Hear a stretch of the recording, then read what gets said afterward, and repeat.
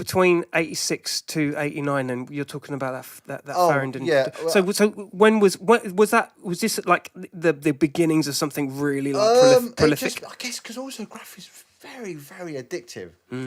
Like, I've had my fair share of indulging in substances, but ain't nothing as addictive as Graff. You know. Why do you think that is, Excel? What because I guess it's for me. It was definitely sticking two fingers up at society, but even more so. So my fingers are not there. They're not there. They're like, and they're bang in your face, and even more in your face. So far in your face, I'm nearly down your throat. The more and more I see, and and it's a bit like a sport. In some respects, you get away. The more you get away with, the more you want to get away with. You know, so the more you can get away with, the more you want to get away with. Does that make you cocksure? Does it make you quite within Graff? Yeah, definitely. But you know, otherwise, I guess it kind of helped me discover who I was and. Who did you become? Who did you? Well, I guess because I was this kind of shy kid around the flat. Who kind of knew a lot of people, got on with people, but was not the butt of the jokes, but got bullied a little bit. Wasn't quite sure in himself of who he really was. But Graff made me go, no, actually, no, this is you. Come on, stand up. This is what you believe in. This is what you speak your mind. Be honest. Because also I was fearless of the police. You know, I might have been shit scared of some writers or people around the flats when I was younger. But the police, I was like, I don't give a fuck. What can you? Because I guess because they're confined by conventions of law, even though we know that they've, people have disappeared or come to harm in custody. Yeah. I didn't have that fear, but I never had that fear at school with teachers. I'd be like, fuck off, you can't do that really? to me. So the authoritative thing was nothing. I really had, I think I've always had a thing with authority. So I guess as well that with Graff, that was also a big thing for me. Became your law. It became your people's law. Yeah, and I was always respectful of writers. I'd like to think I was. I'm sure there were people who say otherwise. And places of worship and private vehicles, but vans, public vehicles, buses, trains, public spaces. Is that a code, by the way? Is that a code of? You wouldn't do like it. To say. It might have been an old thing. Who knows? But I didn't, because it's like it's not fair for me to desecrate someone's place of worship, or a gravestone or something like. It just kind of feels bit disrespectful. Even though I'm not really religious at all, it's about respect for someone else's belief or it's there's a principle there. Yeah. And I would, I'd try not to go over people's peace. I guess the kind of, don't tag on someone's piece, those things, that kind of thing. But yeah, it was just how I was, Sticking in the 86 to 89 era, talk to me about the trains, the stations. Farringdon was your spot. Talk to me about stations. There was no CCTV, right. So no CCTV meant that very quickly stations got battered. But you would, I was with a lot of writers, but predominantly initially with Car 138, and we would decide we'd go out on a line. And we'd go on that line and we'd meet up with other writers who we didn't know, but we'd get to meet people and we would stay on that line.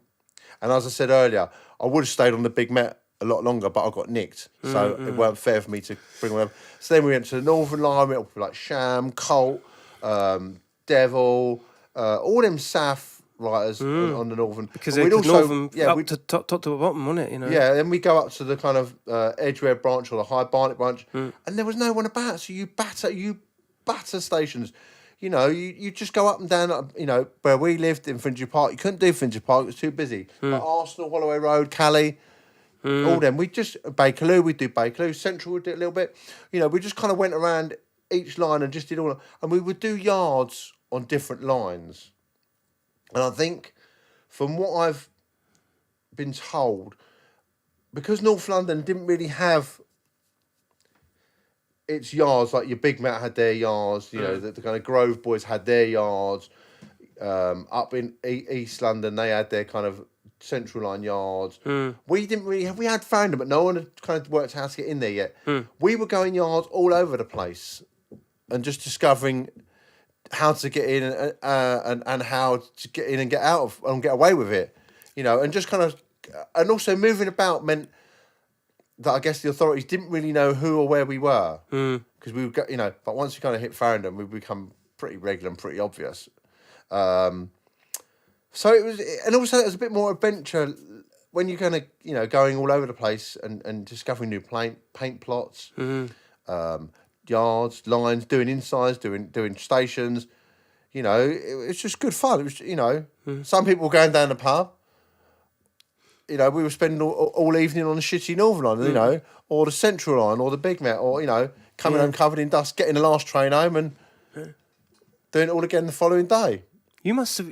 I mean, again, I wasn't there. I was a very, very young man, and not from London, so I can only ask this naively: how impactful did that all city, that notion of we're going to loads of different places? How quickly did the energy for you, and the crew you were rolling with, all the guys? How long until that really began building momentum? As quite those quickly, because as much as I was in New Wave, and there were writers like Noise and Amarai and Amaze too, they were on a different level. But writing with people like when I was writing with Car 138, we were constantly trying to outdo each other. Yeah. So never mind the rest of Graff society. So it was competitive. Absolutely. I mean, there was a we had a thing at Holloway Road. If you look across the tracks, there's like a panel, and our thing was we need to get a tag on every panel. Now it took us a while, but we were like, and then we had another thing where there was a bench, and we try and get a tag higher and higher and higher and higher and higher and higher and higher until we were like with the pen, finger, so that, and constantly, I can fit a tag there. Oh well, I can fit a tag there. Well, I can fit, getting on buses and just kind of within the space of a minute before the bus had even left the stop, the back of the seat, the side of the seat, behind you, the window, the angle bit of the ceiling, right, shuffling around, just kind of. I've seen the pictures. Big up B-Boy Documents as well, my people's. Oh, he's got some fantastic bus pictures, which nobody has got. No one's got. Well, very few people. Yeah, I know. And there were especially a lot of buses, but especially South London buses. I don't know if it was the clash of the black ink and the yellow paneling, and they couldn't clean properly, but they were destroyed. Yeah. Yeah. But again, we went. These are the eras that when I see those photos, I think that's what those are the places my head goes to when you're talking. I'm thinking of those kind of pictures. Around the elephant. Yeah. Oh, it's destroyed. Yeah. Destroyed. But they couldn't. I think, who was it? I think it was maybe Merck. Hearing him telling the story of how he met a South London writer, and they would put up one sly little tag because there were so many. But we'd be like, right, go, go mad. Pepper. And they'd be like, what are you doing? Well, I'm bombing. No, we don't do it like that. Okay. Really? Yeah, I mean, different code of conduct. Because I guess because South was so bombed, and it was done by so many writers, we felt we needed to kind of up our game and to try and compete with them. And we just thought, no matter how bombed the North London buses were, and we got them to a stage, but never like South London, we really had to put the effort in. Really had to put the effort in. Aggressive. Yeah, never mind the carrot and the stick, I don't know. It was more than that. We just had to really hit hard. Yeah. It was always about hitting hard, really. And I always had a thing about not making it easy for the cleaners to clean off. So windows were, one, they were out of, because it was too easy to clean off, and two, it was obvious what had been going on straight away. Whereas panels, stain, far easier, and certainly roofs, when you come to the big Mets, they were lovely painted white, beautiful, perfectly painted ceilings.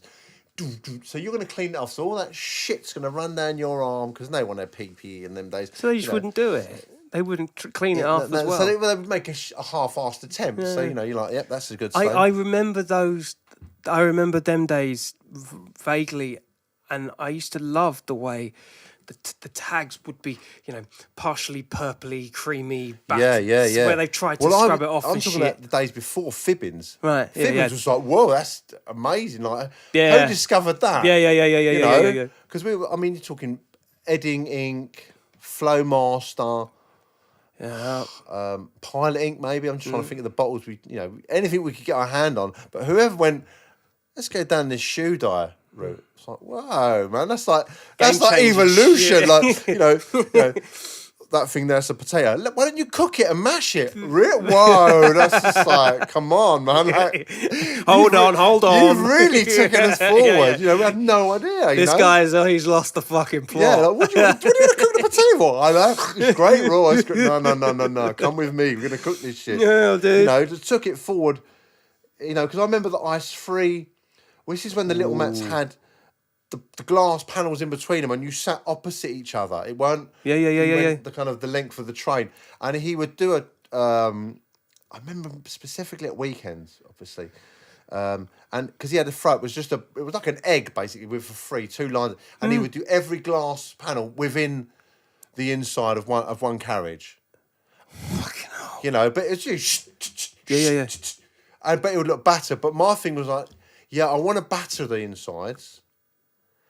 But I don't want people to know I've battered it until you're on there and the doors have closed. And because the Grove writers couldn't, talking to Kane One, he didn't get how, us North London writers were destroying the insides of Little Met because we weren't going down there. And they're like, well, how the fuck are they doing it? But the 5 minutes from Aldgate East to Whitechapel was like, on your marks, get set.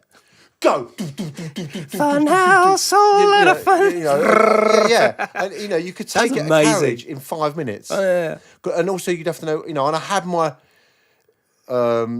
my routine. I'd hit the tops of the doors, the bottoms of the doors, and the side panels, and the same on the reverse. And then you go to the next section of doors. And then there were 3 sections of doors, and the fronts and backs of each carriage. That's because there was no glass between the carriages, so you had them 2 panels as well, and the door that went through them. So I'd have my Wow. like I had even then You had I a was system. You had a system. OCD. Yeah.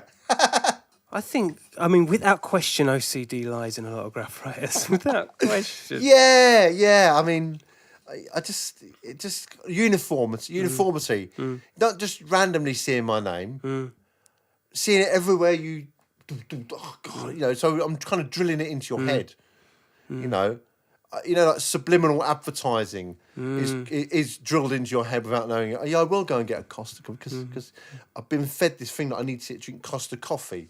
Yeah. All the subliminal advertising of the cups and like as an example, or boots or whatever else. I don't know. I can't think, but so right. I was doing my own, and I was doing it for me, and I was doing it for free.